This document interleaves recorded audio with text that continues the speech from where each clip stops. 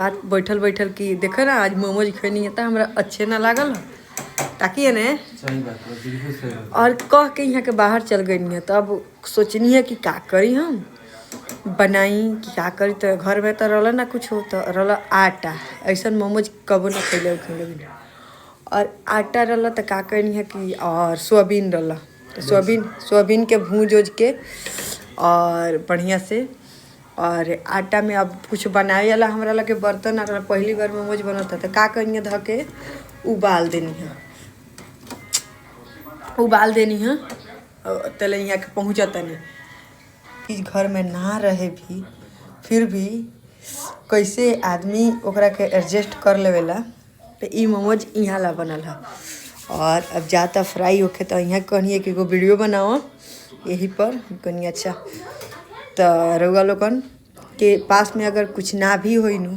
घर में फिर भी अगर चाहे हम लोग कुछ बनावे के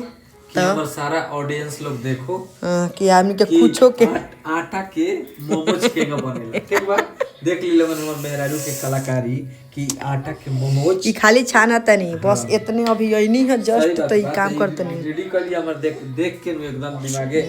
केंगा हो गला कि एक बैग केंगा रेडी कर दी हमारी इनका से बतैले रहनी है कि हमरा बिल्कुल मोमोज खानी है लेकिन बिल्कुल मुंह खराब तरुआ लोग के फ्राई करके दिखाओ तो देख सकता इन लोग मोमोज फ्राई हो चुकल बटे। अब निकलाई इहे के फ्राई करते नहीं हम वीडियो अब ए बार कैमरा मैन हम बानी न तो हम सामने अबे करती और देख के बताई लोगन कि कैसन खा के तो हमनी के टेस्ट बताए सन लेकिन देख के रुआ लोग और अपना अपना घरे बना सकता लोग मन करे अगर कुछ ना भी रहे फिर भी बना सकता लोग। सोयाबीन के हम बनैले बनी सोयाबीन वाला मोमोज